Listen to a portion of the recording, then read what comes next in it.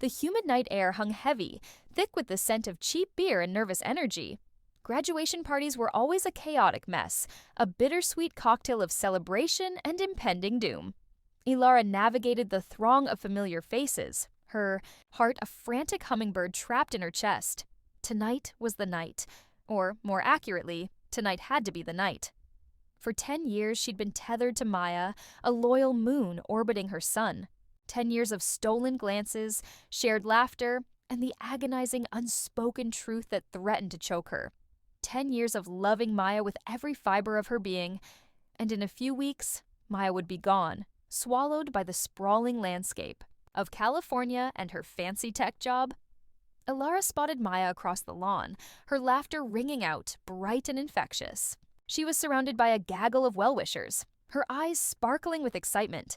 Seeing her so vibrant, so herself, both thrilled Ilara and punched her in the gut. How could she burden that joy with her own messy feelings? Just tell her. She urged herself, clutching her lukewarm soda. Rip off the Band-Aid. What's the worst that could happen? The worst, of course, was everything. Rejection, awkwardness, losing Maya as a friend. The thought sent a shiver down her spine. Suddenly, Liam, a mutual acquaintance notorious for his lack of filter, stumbled into Ilara, slurring. "Ilara, you know Maya, right? You guys are like best friends. Tell me, is she seeing anyone?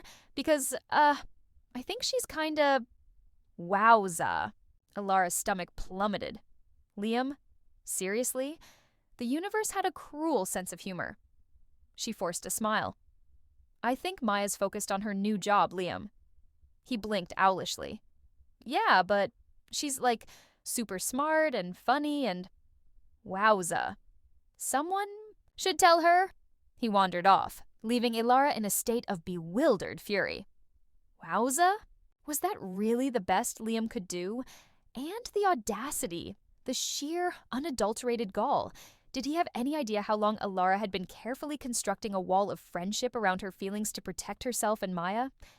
Later, Ilara found herself alone for a moment, perched on the porch swing, watching Maya across the yard. The summer night was warm, the air buzzing with cicadas. She closed her eyes, picturing a different scenario.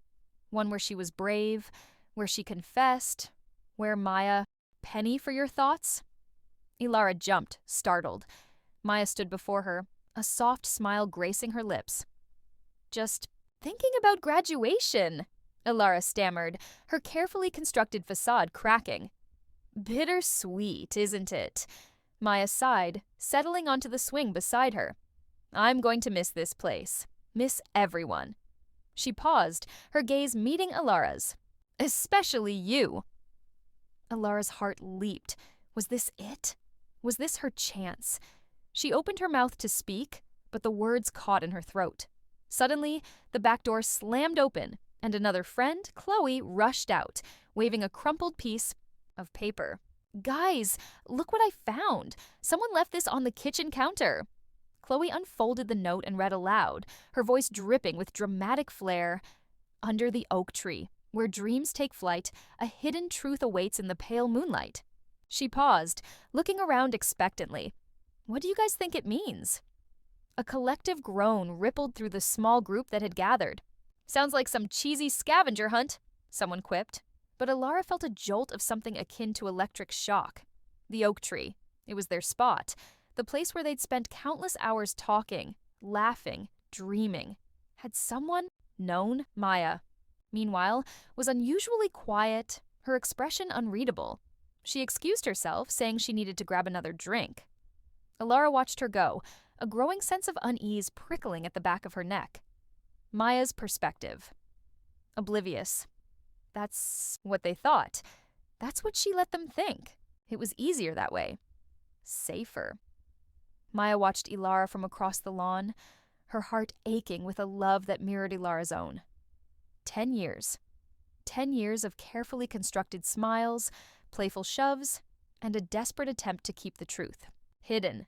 Ilara was her anchor, her confidant, her best friend, and the thought of jeopardizing that with the volatile chaos of romantic love terrified her.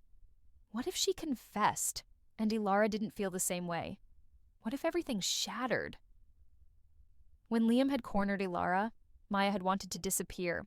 The thought of anyone else seeing Ilara as anything other than hers was unbearable. And then there was the note.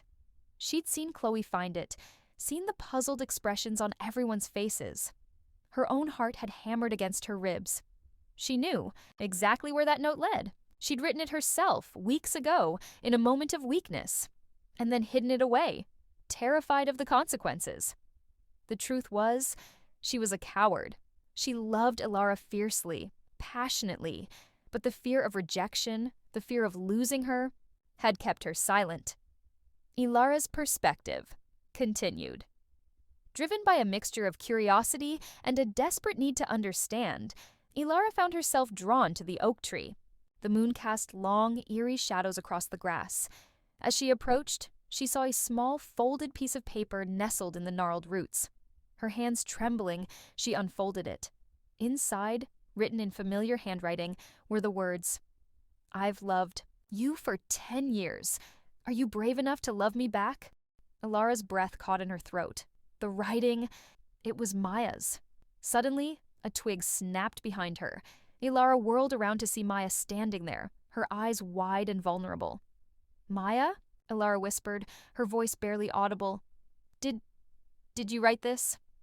Maya nodded slowly, her gaze fixed on the ground. Yes, I did."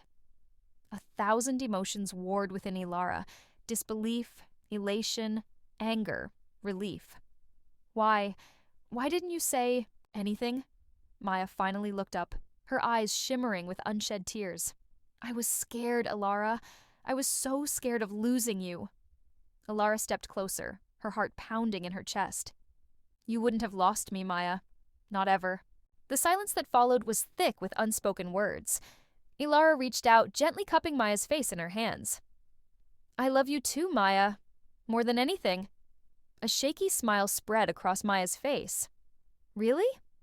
"Really," Ilara confirmed, her voice thick with emotion. She leaned in, her lips meeting Maya's in a soft, tentative kiss. The years of yearning, the unspoken desires, the carefully constructed walls, they all melted away in that one perfect moment under the pale moonlight. The graduation party, the looming separation, the future. It all faded into insignificance.